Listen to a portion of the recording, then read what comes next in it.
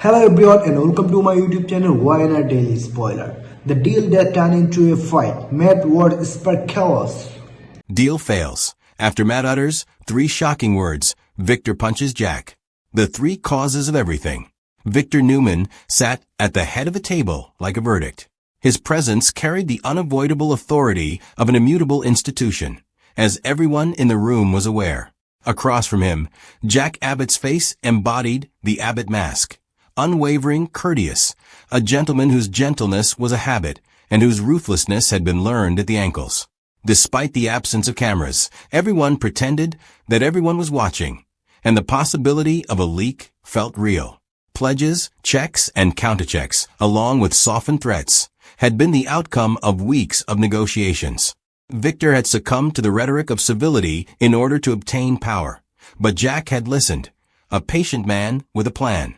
On paper, the merger was practically inevitable because it would be advantageous to both companies and could be resolved by board votes and press releases. But some human currencies, like loyalty, pride, and fatherhood, cannot be bought with stock options. The funds were going to be used. Arriving late was Matt Abbott, who had spent the last year realizing that his life was more controversial than he had ever wanted. He carried the measurement of his own recent discoveries like a personal bag and was steady and cautious. He appeared to be someone attempting to remain motionless in the midst of a storm. He was officially an Abbott, but because of rumors and blood, he had been embroiled in Newman disputes several times. The decision that everyone was waiting for him to make tonight would only be made by him. Before the meeting, Jack had gently cornered Matt in the hallway. "You'll do the right thing. This will guarantee everything for you and our business," Jack had said in a cool, collected, fatherly tone. Matt had nodded, but like a coin spinning on a table, there had been a pause in his face between what was possible and what was true. He gave Jack a small smile before walking into the room. Jack believed he had prepared his son, but he was unaware that Matt had prepared himself. The negotiation began with the trained politeness of the skilled predators. The agreements were read aloud, concessions were accepted like gifts, and the language of business temporarily replaced the language of family.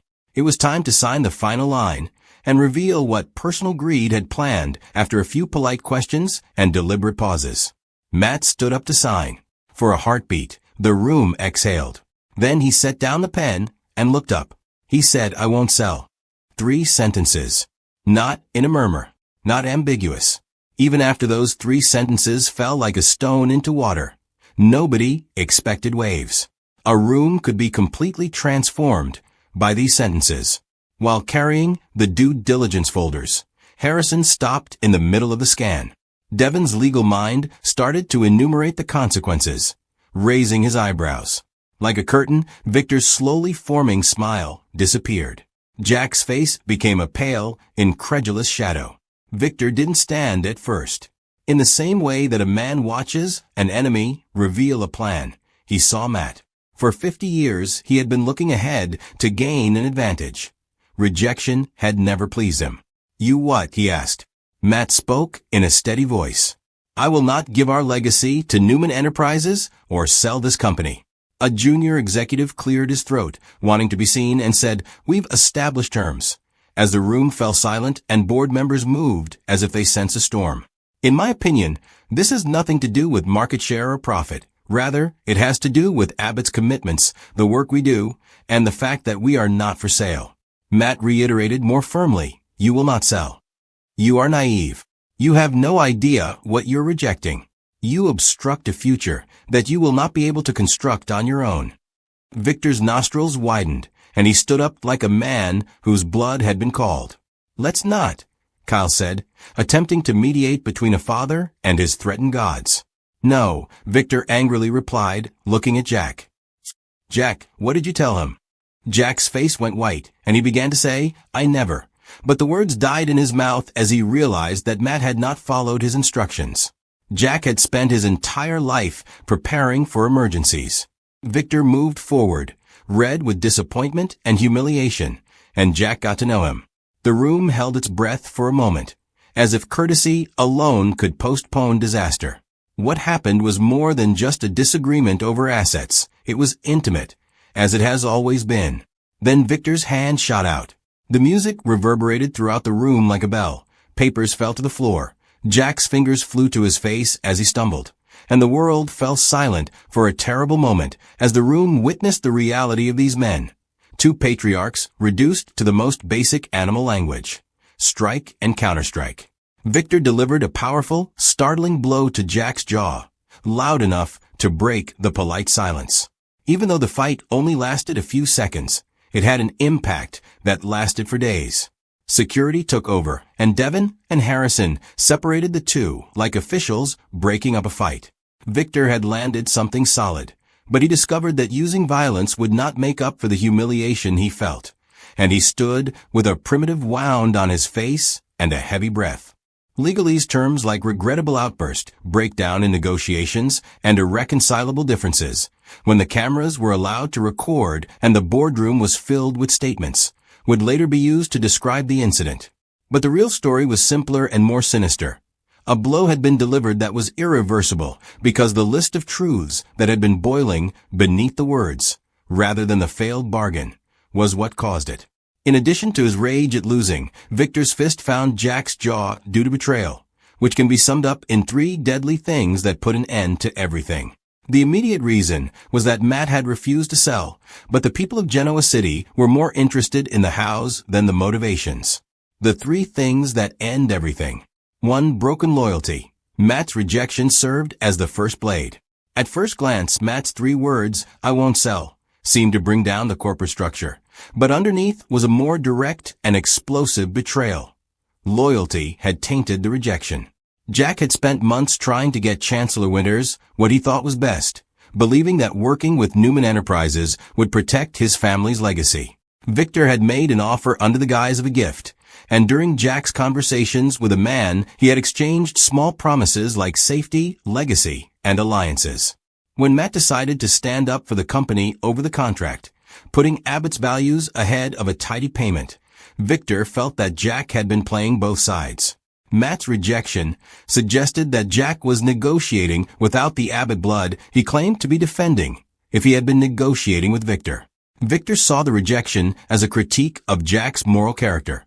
How dare Jack assure him of his backing just for his kid to ruin the arrangement? Victor's punch was the physical expression of such outrage. 2. Harrison's files, the fraud that was discovered. The second was an immediate follow-up revelation. Before the conference descended into chaos, Harrison, who had been performing cross-checks for weeks, slipped Devin a folder containing financial entries and communications that suggested someone, not Jack or Victor, had been working covertly to tip the scales. The ledger showed small wire transfers, payments to Shell consultants, and a string of messages indicating third parties had been giving both firms false information. The episode was more than just a battle of the titans. It was a revelation of human frailty because it was believed that someone had been manipulating both sides and that Jack and Victor had been unintentionally used. Victor's pride turned to hatred when he realized that Jack, the man he had been negotiating with and trusted enough to believe his own leverage, was standing in the middle of a lie. So the punch became a prelude to the terror of discovery. The crop was rancid if deceit had been sown in their past. 3. A family reality that altered motivations was the revealed secret. The last event was the most disastrous of them all.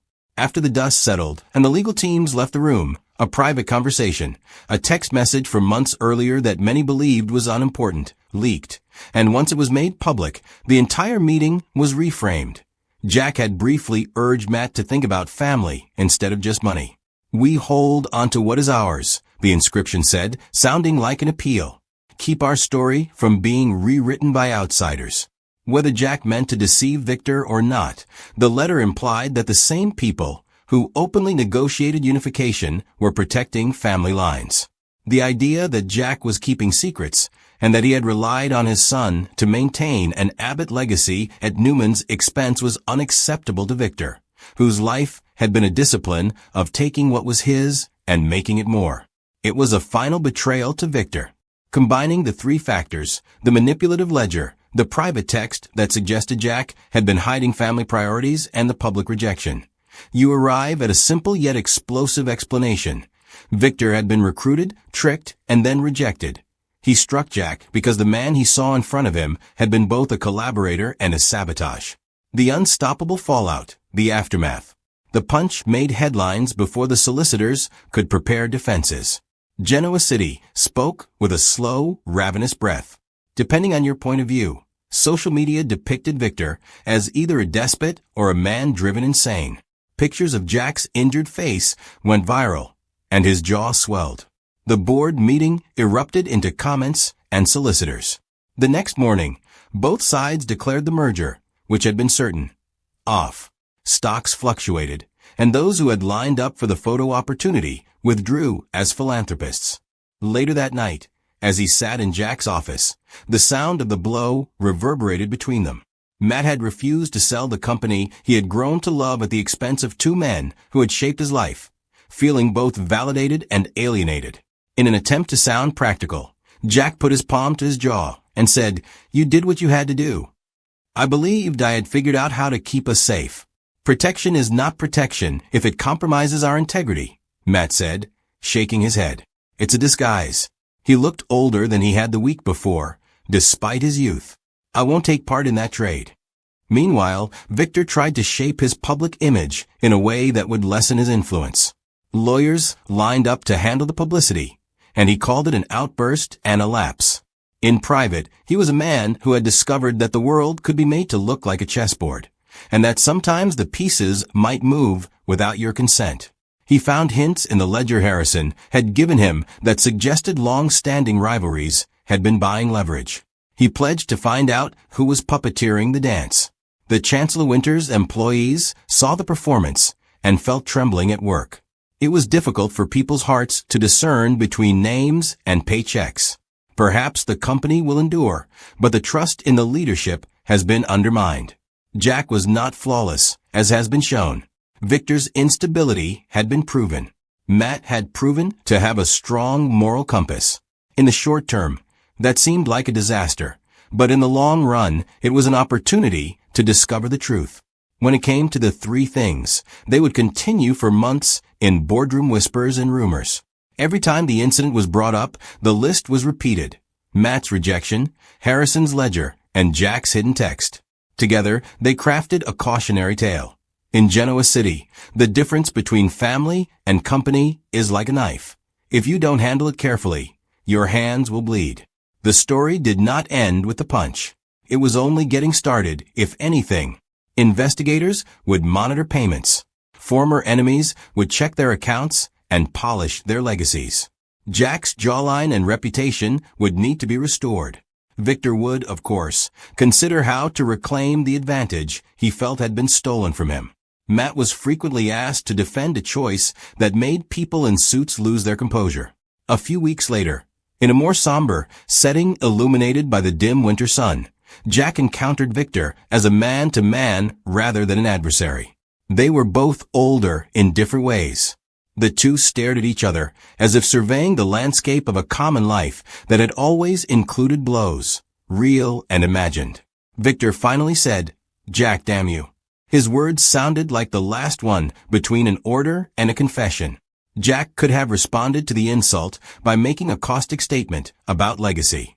Instead, he looked at Victor with the weary honesty of a man whose world has been upended by mistakes, love, and ambition. He muttered, "Damn me," in agreement. But screw the men who thought they could buy us both. The people who started the chain, the anonymous brokers, the shadow consultants, and the rival CEOs who had incorporated small amounts of dishonesty into their dance, faded into the background for a short while. For Genoa City, the story of the punch would serve as both a snack and a sermon. For the homes and businesses, the cleanup would take longer.